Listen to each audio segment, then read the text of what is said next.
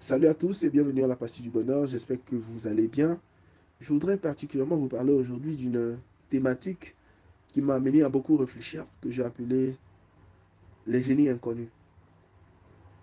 Savez-vous que, et je suis presque convaincu de ce que je le dis, qu'il y a des personnes dans ce monde, pour ceux qui regardent un peu le football, qui sont plus doués que Lionel Messi et Cristiano Ronaldo réunis.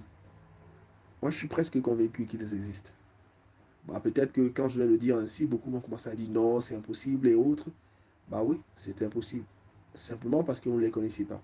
C'est pour ça qu'on les appelle les génies inconnus. Et je pense que ces personnes existent. Elles sont très douées. Elles sont très talentueuses. Ou du moins, elles l'étaient. Simplement, elles n'ont pas bénéficié de la même lumière que Lionel Messi et Cristiano Ronaldo en ce qui concerne le football ont eu. Ou bien Samuel Eto'o pour les Camerounais, ou bien Pierre-Emerick Aubameyang pour les Gabonais. Et Charles Caboret peut-être pour le Burkina Faso. On pourrait en citer beaucoup d'autres. Pourquoi? Simplement parce que ces personnes étaient peut-être plus douées, peut-être plus à même de faire carrière. Mais simplement, elles n'ont pas eu la lumière qu'il fallait. Elles n'ont pas eu le mot-clé, la grâce. Et pendant que je pensais à cette pastille, il y a une expression qui est revenue fortement dans mon esprit à plusieurs reprises et que je vais placer maintenant. Euh, on peut être tous compétents. Et je le disais de façon un peu plus simple encore. La compétence est générale, mais la grâce est individuelle. La compétence est générale, mais la grâce, elle est individuelle. On peut tous avoir le même potentiel, tous avoir les mêmes capacités, tous avoir les mêmes techniques. On peut tous être assez compétents pour faire carrière dans un domaine précis, le journalisme, l'enseignement, le doctorat, l'avocature, et que sais-je encore, tous les métiers du monde que vous voulez. Mais ce qui fera la différence, c'est la grâce. Et ça, c'est un élément clé. Beaucoup de ces génies inconnus avec toute la compétence nécessaire pour être des, on va dire ça, des goats. Ouais. Mais malheureusement, ils n'ont pas eu cette faveur, cette flamme de se retrouver au bon endroit, au bon moment et être repérés par les bonnes personnes qui auraient pu les mettre sous la lumière pour qu'on puisse voir toute l'étendue de leur talent. Ces génies inconnus, nous les avons autour de nous, partout. Nous savions, quand nous fréquentions avec eux, s'il y a une personne dans cette classe qui va réussir, c'est cette personne. Mais curieusement, comme par enchantement, vous les retrouvez 10 ans plus tard, 15 ans plus tard, 20 ans plus tard, leur carrière n'a jamais décollé à cause d'un élément essentiel que plusieurs d'entre nous négligeons, qui s'appelle la grâce. La grâce, c'est quelque chose qu'on ne mérite pas. C'est juste une faveur qui vient s'accrocher à notre destinée et qui, on va dire son anglais, qui highlight, qui met en lumière, qui met en valeur ce qui était enfoui en nous.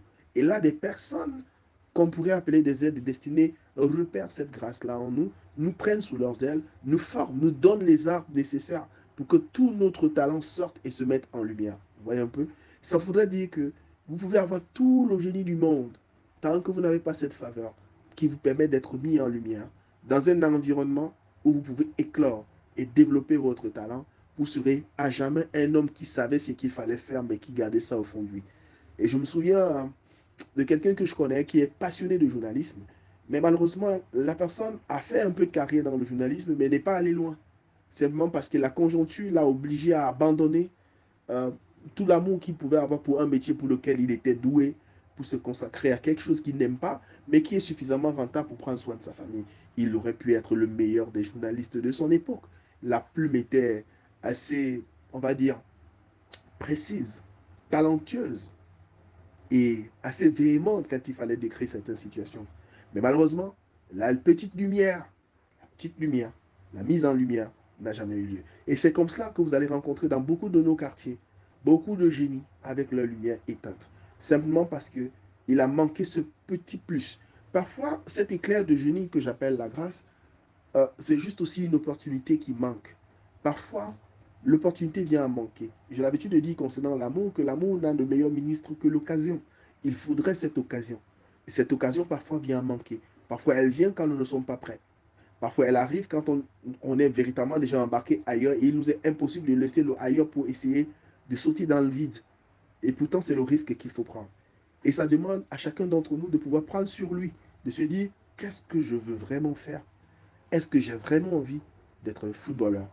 Et je le racontais un jour en ce qui concerne un match un entraîneur de football qui avait dû abandonner un temps parce qu'il était plus ou moins à la retraite. Il vendait des assurances. Mais il saoulait tellement, il saoulait tellement ses clients avec ses histoires de football qu'un jour un homme lui a dit, je pense monsieur que votre métier n'est pas vendeur d'assurance, vous devriez être coach. Laissez ce que vous faites là, vous perdez du temps, allez vous consacrer à votre passion. Mais la vérité, est-ce qu'on peut vraiment vivre de sa passion? Est-ce qu'on peut vraiment avoir cette petite lumière qui fera de nous la différence, qui va nous sortir de la classe des génies inconnus, ou méconnus, ou même mal connus, ou simplement ce que j'appelais des célèbres inconnus, simplement parce qu'ils sont restés dans l'ombre suffisamment longtemps et qu'il est tard aujourd'hui pour eux de revenir dans la lumière. Ah ben c'est la question à 1 million de dollars. Mais la vérité, c'est qu'on peut tous sortir de la lumière. On peut tous décider à un moment de se dire, punaise, même si j'ai 40 ans, même si j'ai 50 ans, il faudrait quand même que même si c'est pendant une très brève carrière, que je puisse exprimer, même à un degré inférieur, tout le potentiel que j'avais. Quelqu'un disait à bon escient, bien sûr, que le cimetière est rempli des talents, des livres qui auraient pu être écrits, des mélodies qui auraient pu enchanter le monde.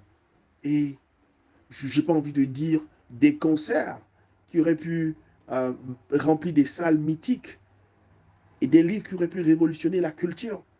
Mais malheureusement, ces personnes ont gardé tout leur talent et sous le prétexte qu'ils n'avaient pas eu la petite lumière, l'opportunité, ils n'ont pas osé. Et c'est par là que je voudrais terminer. Mon propos vous a laissé croire au début qu'il fallait absolument tout ça, c'est vrai. Mais il y a une dernière chose que je ne vous ai pas dite. Je l'ai gardée pour la fin. C'est simplement de dire qu'une chose provoque cette lumière aussi.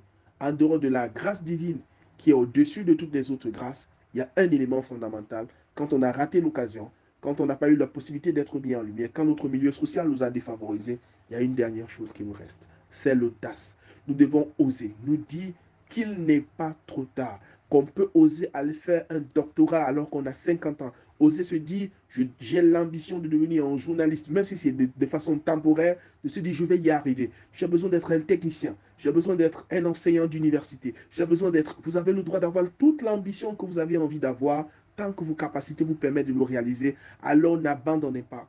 Soyez audacieux. Même si vous avez un travail séculier qui vous permet plus ou moins de gagner votre vie, n'oubliez jamais le but ultime. Beaucoup de personnes gagnent de l'argent, mais meurent avec leur passion au fond de leur cœur. Ce qui restera de vous, ce n'est pas l'excellent employé que vous avez été. C'est l'héritage que vous allez laisser à vos enfants comme étant quelque chose qu'on ne peut leur enlever. Le talent de votre père, la plume de votre mère, le regard de votre aïeul quand il avait une flèche à la main et quand il était en train de faire un concours de tir à l'arc. C'est exceptionnel de pouvoir dire, voici l'héritage que j'ai laissé, qui pourrait être un héritage culturel, qui pourrait être un héritage juste de mémoire. De quoi, de quoi ferait-on l'éloge de votre nom quand vous ne serez plus là? Ah ben, c'était un excellent employé. Je pense que c'est réducteur de dire que j'étais un excellent employé.